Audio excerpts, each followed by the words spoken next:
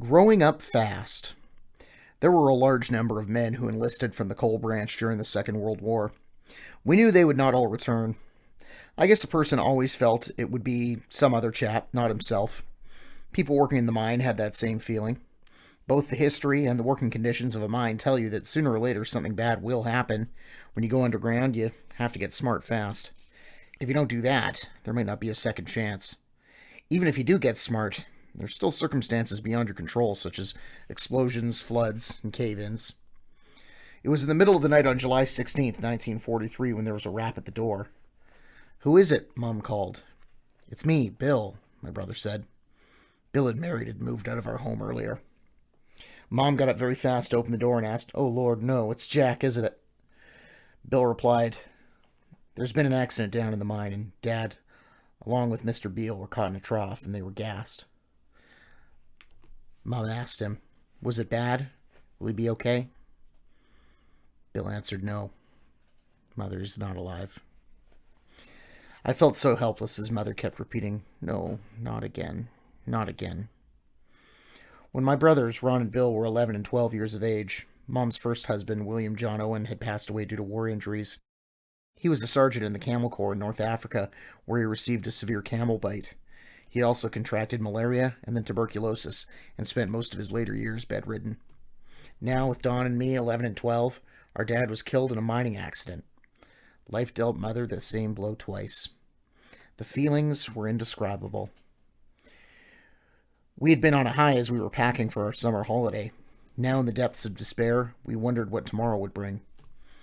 Although we weren't the only ones to pass through the valley, it didn't make it easier. For a long time, I missed the love, companionship, and protection a father gives his family. We had to grow up a little faster. Don and I had to carry the daily water up the hill, plus 16 pails on wash day, usually a Monday. We both chopped the wood, hauled in the coal, and shoveled the snow. Mrs. Ed Smith, who was managing the rooming house, showed her compassion for us by giving me a job looking after the furnaces. I would get up at 5 a.m. and go down into the rooming house to light the furnaces and water heaters. After they were burning strong, I'd go home and get back to bed until about 8 o'clock when I had to get up for school. At night, I would go back down and put coal in the furnace and the hot water heaters. On the weekends, I would clean out the ashes and the clinkers. I appreciated the work, and I didn't mind the job except when it was 40 degrees or more below zero. The money was a big help, as Mom only got $60 herself and $12 each for Donald and me from the Workmen's Compensation Board each month. We augmented our food supplies with wild meat and fish. Mother would can elk, moose, deer, mountain goat, and mountain sheep in a large copper boiler on the stove. It'd have to be processed for hours, as we didn't have pressure cookers. For Halloween, we could hang meat in the woodshed because by that time it was usually freezing. For a bit of a change, Mother would send us to the butcher shop for a roast of beef. While there, we would pick up some suet and soup bones, which were free in those days. Speaking of wild meat, I was only 13 in the fall of 1943. For some unexplainable reason, my buddy, Richard Giraldi, and I decided to play hooky and go hunting. He had his .30 US, and I decided to take his dad's .300 Savage. Not thinking of the consequences, we went up to the West Mine Road to a spot below Hog's Bank. When he and I were hunting, we would flip a coin, and the loser would be the dog. Richard lost the flip and started into the thicket. I walked into the open area waiting for game to run out. It wasn't long before a big buck stepped onto the West Mine Road, moving from the sound and scent of Richard in the timber. I aimed and fired, but he took off as he was unharmed. A second shot was fired as he disappeared down into a gully. Not believing I had missed, I ran to the edge of the gully to get another shot. It was a heavy growth of willows. The third round went through his neck. His head went down, but he didn't move, as the willows were holding him up. Richard, hearing the shots, came out of the thicket. "Did you get it?" he yelled. "I sure did," was my answer. The smile on my face rivaled the one on his as he remarked, "You fired 3 rounds. Were you trying to butcher it on the run?" We headed down to prepare the buck. After cleaning our prize, we decided to put the expertise we had acquired from Outdoor Life magazine into practice. After all, it was the hunter's Bible. It had a wildlife picture in the center, good enough to be framed.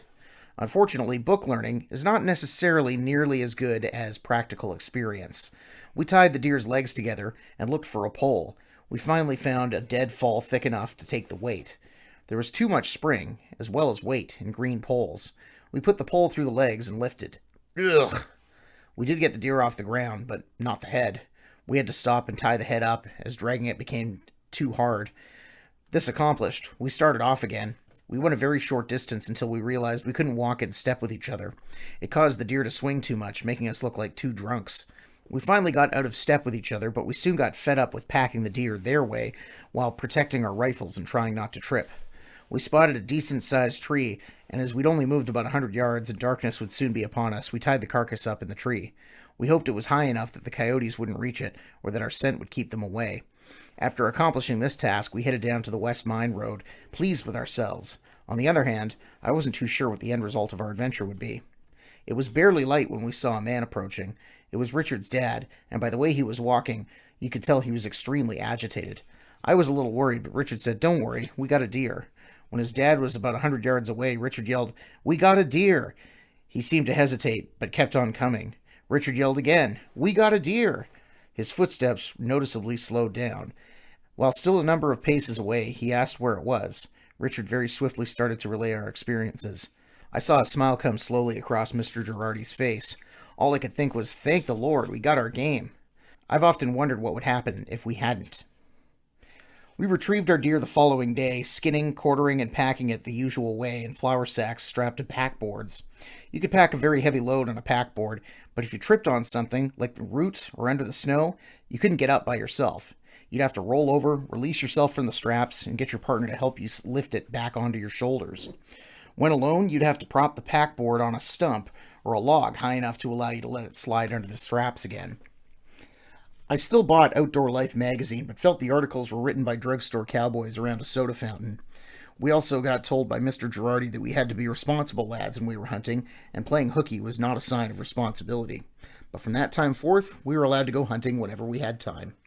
We did play hooky a few more times when Dennis Fairclough, the son of Barney Fairclough, who ran the theater in Catamount, enticed us to watch some movies. A few of us would sneak into the theater at the community hall, where a couple of others would help Dennis in the production room. Dennis would start the generator as the projectors ran on direct current, and he would thread the reel of film into the projector and start it up. The picture was usually Three Stooges or Laurel and Hardy, but sometimes it was a Western. Most feature films had a number of reels requiring two projectors to run a non-stop feature. When we saw the round colored dot at the top right corner of the picture, Dennis started the second projector. When we saw the second spot, he pulled a lever which closed the aperture of the first machine and opened the aperture for the second. The changeover from one projector to the other was so smooth no one even noticed. The bright light needed to project the picture onto the screen was created by a thick carbon rod protruding through an opening in a mirrored saucer, with a thinner carbon rod almost touching it. This caused an arc as bright as an arc welder. You had to look at it through dark-colored glass. If you let the film stop in the machine with the light on, it would burn immediately. The light was not put on until the film was turning. Because the film was so flammable, fire extinguishers were kept in the projection room at all times. The first projector had automatic feed, but the second was manual, so if the picture began to dim, you had to quickly turn a crank, moving the carbon tips closer together. I must admit it was an interesting and fun thing to do, but Mr. Fairclough would have had a heart attack had he known what we were up to. In spite of all the noise caused by the generator, to my relief, we were never caught. On one occasion, I didn't have to worry about the possible consequences of bending the rules. Bert Prowse, the head forest ranger stationed in Catamount, was responsible for the wildlife in the area. The forestry station was down by the dairy at the bottom end of town. One evening when we were talking, he told us he was concerned about 17 Creek because it was overstocked and the fish were stunted. He asked Richard, Walter, Ross Lomare, and me to go fishing there and to take as many as we could catch.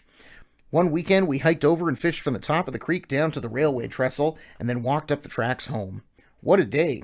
We were taking 2 hooks at a time. I bet if we'd put 3 hooks in, we would have caught 3 at a time. As it was, we caught more than 100 fish each, and all of them were between 8 and 9 inches long. Okay, they were only 7, but they sure tasted good. I cleaned the ones I caught, and Mother fried them. We put them on a platter and ate them as finger food for snacks. They were enjoyed by our visitors as well. On another trip to 17 Creek, we caught all the fish we wanted and decided to go home. Richard and I climbed the bank by the railroad trestle, and as we got to the top, we spotted the ditcher coming. "Let's jump it. It doesn't move too fast," said Richard. I agreed.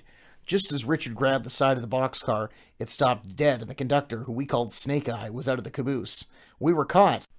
Embarrassed and with sheepish looks, we stood there while a tirade of condemnation rained down on us. All of a sudden, I began to wonder, is he bawling us out for trying to jump the train, or for doing it the wrong way? As he came to the end of his scolding, he began telling us how to jump a freight train safely. Always catch the front of the boxcar. If you lose your grip or get thrown to the side, you'll hit the side of the boxcar and be bounced outward away from the tracks. If you catch the back of the boxcar and the same thing happens, you may well swing between the cars and land on the tracks. That usually means goodbye. If you want to ride, you ride in the cab. After joking with the engineer, he told us to climb inside. And this we did. It was a hot day outside, but in the cab it was a lot hotter. We were excited even as teenagers to ride in the cab of a locomotive. It seemed more like a reward than a punishment. Then the fireman handed us 2 number 10 banjos and opened the fire doors. The heat was unbelievable, but we started to shovel the coal in. It reminded me of a church notice board during a heat spell which read, "If you think this is hot, you better come inside." In a short while the shoveling was over. We settled back to enjoy the mysteries of the iron horse, when all of a sudden it stopped. The steam shovel started to clean out the ditch and put the dirt on the other side. I guess that's why they named it the Ditcher. After a few scoops, it whistled twice. The engineer told Richard to push the lever slowly forward, and the train started to move. When the shovel beeped once, he said, "Bring it back to where it was," and the train stopped. After a while, I had my turn at moving and stopping. It was amazing how simple a lever hanging down in the cab and connected to an old rod could start up and stop that massive machine so easily. As the engine pulled into the water tank at Leland, Richard and I departed for home with some new friends and a little bit wiser. During these war years, not all things were fun and games for us teenagers. With so many men in the services, the shortage of manpower was noticeable, especially when the RCMP came to the school and asked if they could have a number of older students to do a search.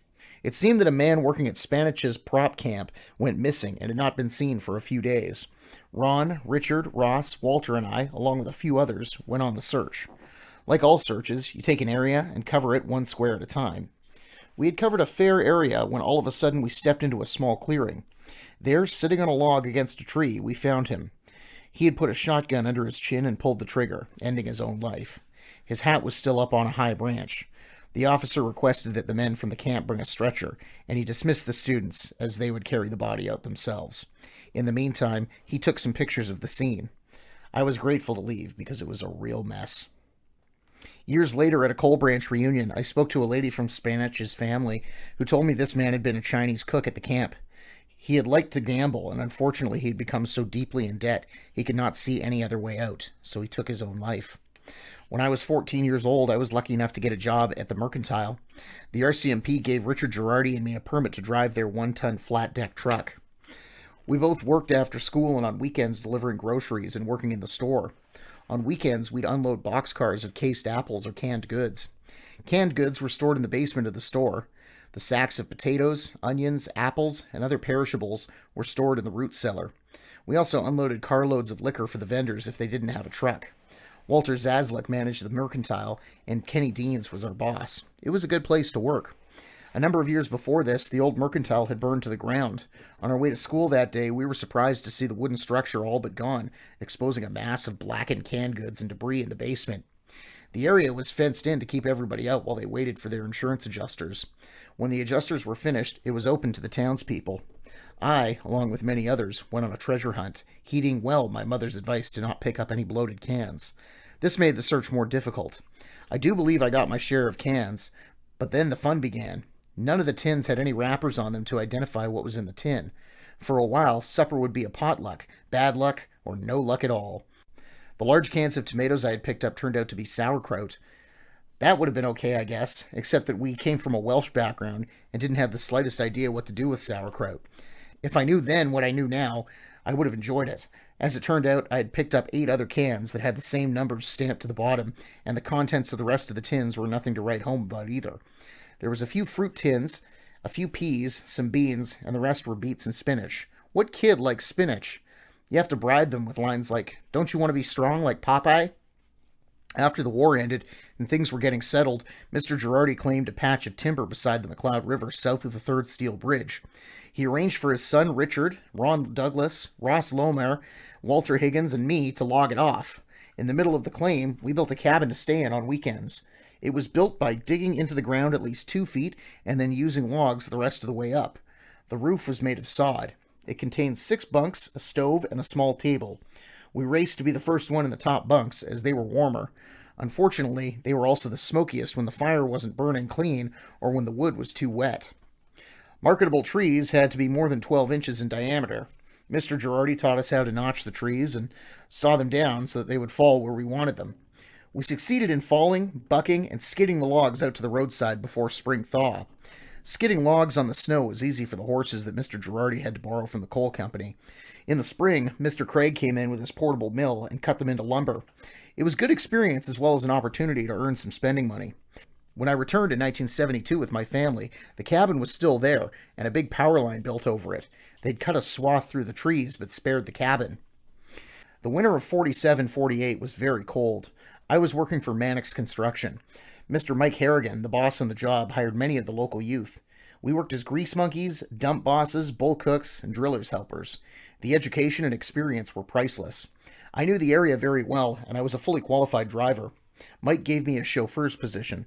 For some unknown reason, Mr. Can, the superintendent for Mannix, couldn't drive. He was a railway engineer and was sent to put in a fill between Lusker and KD to replace an old wooden trestle. He was in charge of Mannix's operations in KD, Catamount, and Coal Valley, and had some interest in a well that they were drilling in Coal Spur. They gave me a four-wheel drive Willis Jeep with canvas top and plastic side windows. I went into work one winter morning and the boss said, "Warm it up. We're going to Coal Valley this morning." This announcement was surprising, as it was 40 or more degrees below zero. My first attempt to start the vehicle didn't even produce a grunt. Getting a set of jumper cables, I clamped them onto a company truck beside me and pressed the starter. Groan. Spat. I pressed the starter again. Groan. It was running really roughly, but it was running. With foot on the clutch, the Jeep ran for quite a while, until it was purring smoothly. I slowly released the clutch after shifting into neutral, but the engine coughed and sputtered, so the clutch was pressed and released repeatedly in an attempt to keep it from killing the motor. Finally, the engine stayed running in neutral while the clutch was engaged, and it was allowed to run like that until everything was warmed up. After all this preparation, upon the vehicle getting put into gear and the clutch being engaged, the engine died. Upon inspection, I found that the wheels were frozen solid. It was press and release again, and after a while the wheels began to move, but what a stench! I was burning the clutch.